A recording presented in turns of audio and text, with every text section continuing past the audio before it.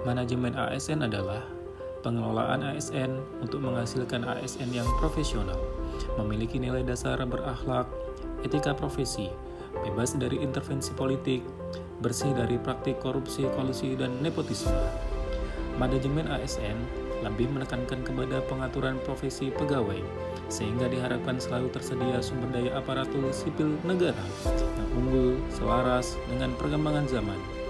Untuk mendapatkan profil pegawai yang produktif, efektif, dan efisien, diperlukan sebuah sistem pengelolaan SDM yang mampu memberikan jaminan keamanan dan kenyamanan bagi individu yang bekerja di dalamnya. Konsep sistem merit menjadi bagian yang tidak terpisahkan dalam pengelolaan ASN. Sistem merit adalah kebijakan dan manajemen ASN berdasarkan pada kualifikasi kompetensi dan kinerja secara adil dan wajar tanpa membedakan latar belakang politik, ras, warna kulit, agama, jenis kelamin, status pernikahan, umur, atau kondisi kecatatan. Penerapan sistem merit dalam pengelolaan ASN mendukung pencapaian tujuan dan sasaran organisasi serta memberikan ruang bagi transparansi, akuntabilitas, objektivitas, dan juga keadilan. Berikut adalah contoh best practice manajemen ASN Kementerian Pan-RB. Pada tanggal 14 Desember 2021, Kementerian Pan-RB telah melakukan rangkaian seleksi dan memberikan penghargaan bagi 3 kandidat terbaik dari masing-masing kategori dalam ajang Anugerah ASN 2021 yang mengusung tema ASN Berakhlak. Pelaksanaan Anugerah ASN yang dilaksanakan secara berkelanjutan oleh Kementerian Pan-RB digelar untuk memberikan apresiasi bagi ASN yang berkinerja luar biasa, melampaui ekspektasi, serta memberikan kontribusi nyata terhadap organisasi maupun masyarakat. Semangat yang ingin ditekankan adalah agar penerima penghargaan Anugerah ASN nantinya dapat menjadi inspirasi dan role model dalam mengimplementasikan core value berakhlak dan employer branding ASN bangga melayani bangsa dalam pengabdiannya dimanapun ia ditugaskan. Penerapan best practice ini dapat dilakukan dan diadopsi pada unit organisasi di Kementerian PUPR melalui metode yang serupa, yaitu memberikan penghargaan kepada insan PUPR yang memberikan tenaga, waktu, dan pikiran yang secara maksimal kepada negara. Berikut ini adalah contoh best practice manajemen ASN di lingkungan Kementerian PUPR.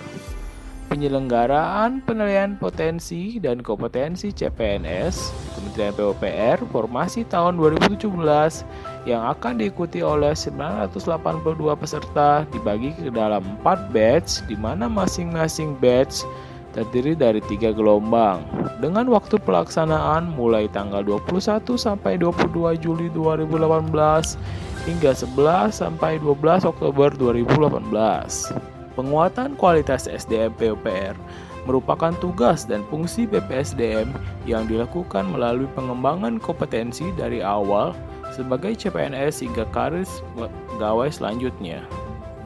Tahapan dimulai terlebih dahulu dari penilaian potensi dan kompetensi melalui metode Assessment Center yang bertujuan untuk memetakan potensi dan kompetensi sehingga penempatan pegawai sesuai dengan bakat dan potensi serta tidak terjadi mix and match pegawai.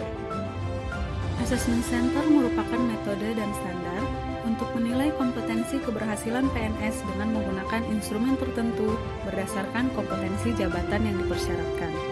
Metode ini digunakan untuk mengetahui kesesuaian penempatan pegawai yang dapat dilihat baik dari sisi kesesuaian jabatan maupun kesesuaian bidang pekerjaan. Hal ini dinilai sebagai best practice karena merupakan salah satu bentuk pengembangan karir ASN yang dilakukan berdasarkan kualifikasi, kompetensi, penilaian kinerja, dan kebutuhan instansi pemerintah. Terdapat hubungan timbal balik pada penerapan best practice ini, yaitu ASN berkesempatan untuk mengembangkan diri sesuai dengan kualifikasi dan kompetensinya. Pada sisi lain, instansi pemerintah dapat mencapai kinerja terbaik karena didukung oleh ASN yang kompeten. Penerapan best practice pada Kementerian PUPR diharapkan dapat dilaksanakan dengan baik sehingga jabatan-jabatan strategis di Kementerian PUPR benar-benar diduduki oleh orang-orang yang tepat dengan kualifikasi dan kompetensi yang sesuai.